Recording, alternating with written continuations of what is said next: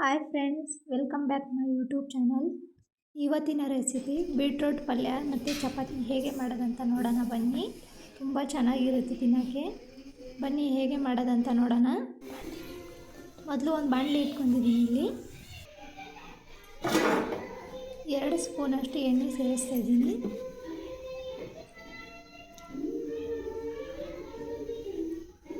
ಅರ್ಧ ಸ್ಪೂನಷ್ಟು ಜೀರಿಗೆ ಸೇರಿಸ್ತಾ ಇದ್ದೀನಿ. 1 ಸ್ಪೂನಷ್ಟು ಕಡಲೆಬೇಳೆ ಸೇರಿಸ್ತಾ ಇದ್ದೀನಿ.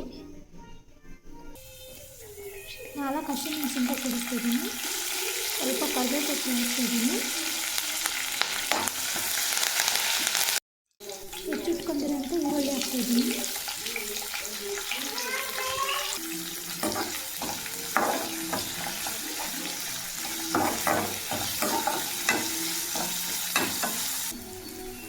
ಹುರಿದಿಟ್ಕೊಂಡಿರೋಂಥ ಬೀಟ್ರೋಟ್ ಹಾಕ್ತಾಯಿದ್ದೀನಿ.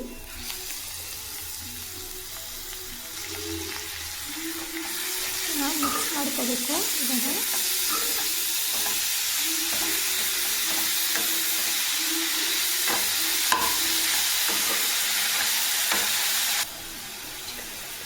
ರುಚಿಗೆ ತಕ್ಕಷ್ಟು ಉಪ್ಪು ಹಾಕ್ತಾಯಿದ್ದೀನಿ.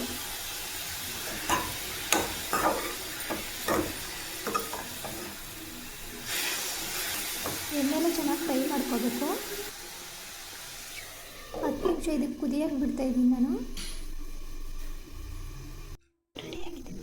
ನೋಡಿ, ಇಲ್ಲಿ 10 ನಿಮಿಷ ಆಗಿದೆ. ಬೀಟ್ರೂಟ್ ಪಲ್ಯ ರೆಡಿ ಆಗಿದೆ ನೋಡಿ. ಇವಾಗ ಚಪಾತಿ ಮಾಡೋಕ್ಕೆ ಹಿಟ್ಟು ಕಳಿಸ್ಕೊಳ್ಳೋಣ. 1 ಬೌಲಷ್ಟು ಗೋಧಿ ಹಿಟ್ಟು ತೊಗೊಂಡಿದ್ದೀನಿ. ಹಿಟ್ಟು ಸೋಸ್ಕೋತಾ ಇದ್ದೀನಿ ನಾನಿಲ್ಲಿ.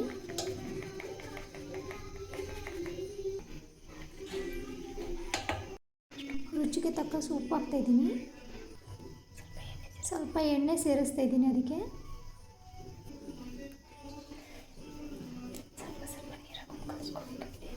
ಸ್ವಲ್ಪ ನೀರು ಹಾಕೊಂಡು ಕಲಿಸ್ಕೊತಾ ಇದ್ದೀನಿ. ಇಲ್ಲಿ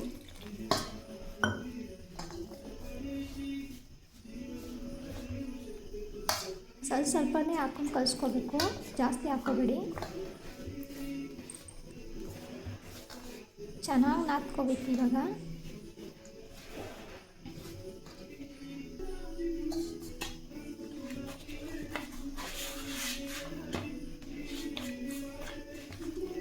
ಚೆನ್ನಾಗಿ ಕಲಿಸ್ಬೇಕು. ಎಷ್ಟು ಚೆನ್ನಾಗಿ ಕಲಿಸ್ತೀವೋ ಅಷ್ಟು ಚೆನ್ನಾಗಿ ಚಪಾತಿ ಬರುತ್ತೆ.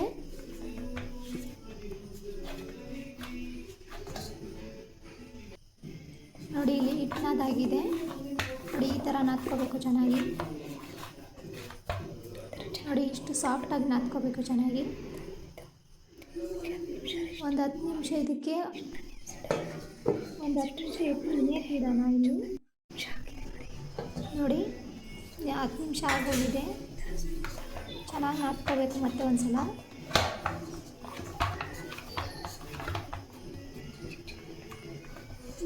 ಚಿಕ್ಕದಾಗಿ ಉಂಡೆ ತಗೋತಿದ್ದೀನಿ ಇಷ್ಟು ನೋಡಿ.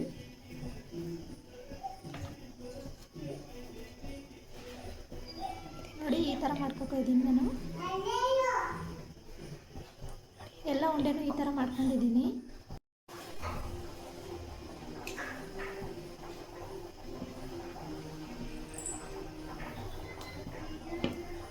ಇವಾಗ ಚಪಾತಿ ಲಟ್ಟಿಸ್ಕೊತಾ ಇದ್ದೀನಿ. ಒಂದೊಂದಾಗಿ ಉಂಡೆ ತೊಗೊಂಡ್ಬಿಟ್ಟು ಈ ಥರ ಲಟ್ಟಿಸ್ಕೋಬೇಕು. ಸ್ವಲ್ಪ ಎಣ್ಣೆ ಹಚ್ತಾ ಇದ್ದೀನಿ ಅದಕ್ಕೆ.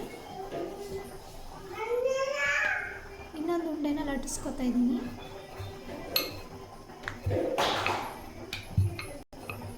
ಈ ಥರ 2 ಚಪಾತಿ ಮಾಡ್ಕೋಬೇಕು. ಮೊದಲು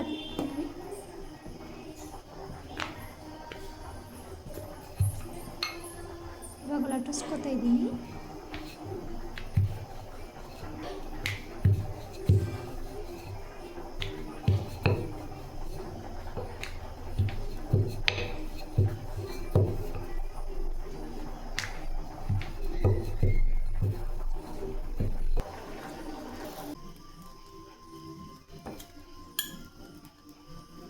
ಸ್ವಲ್ಪ ಎಣ್ಣೆ ಹಚ್ತಾ ಇದ್ದೀನಿ.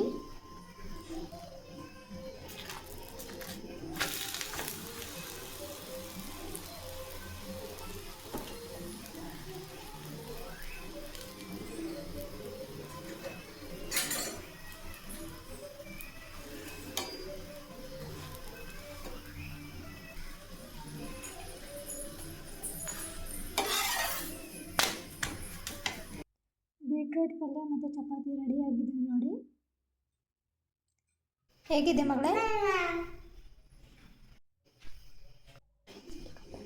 ನಮ್ಮ ರೆಸಿಪಿ ಲೈಕ್ ಆದರೆ ಸಬ್ಸ್ಕ್ರೈಬ್ ಮಾಡಿ, ಶೇರ್ ಮಾಡಿ, ಕಮೆಂಟ್ ಮಾಡಿ.